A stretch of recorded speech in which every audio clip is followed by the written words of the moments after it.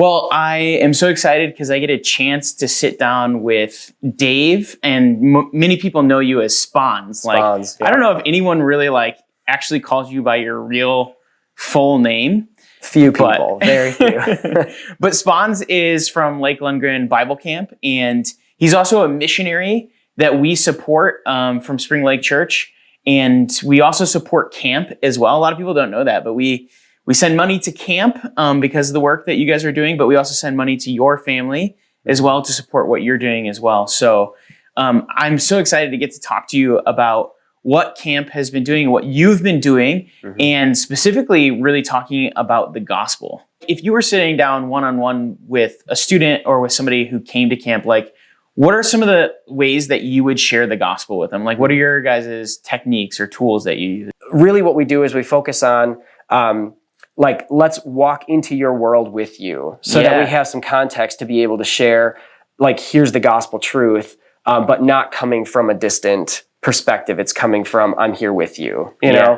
So coronavirus hits this year and this spring, and camp, just like every other organization, had to kind of pivot and do something different. How did you guys continue to preach the gospel? But we said, we're gonna make the most of this, right? The gospel is more powerful than coronavirus, right? So we kind of shifted to two different areas. We did camp on the road and we did camp in a box. Both socially distanceable ways of still interacting with people with the gospel. And like with our camp in a box program, we had several kids who actually purchased with their own money this camp in a box and gave it to a non-believing kid that they had been preaching the gospel to be able to say, this is the next step for you. Interact with this stuff, have a lot of fun with the camp activities, do the devotion, and they were able to kind of foster that as now we're going to, another gospel conversation through the truth there.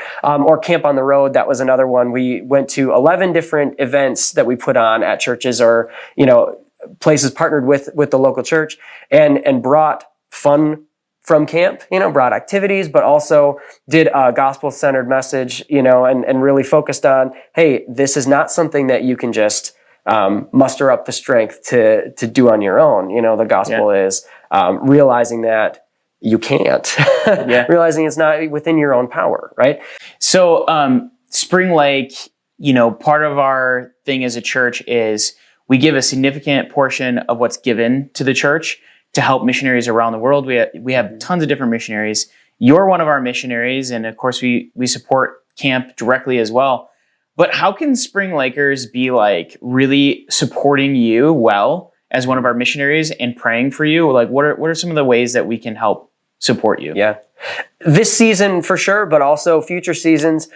Really the prayer for wisdom, we believe what it says in James chapter 1, where if you ask God, he'll give generously. If you ask for wisdom, he'll give that generously.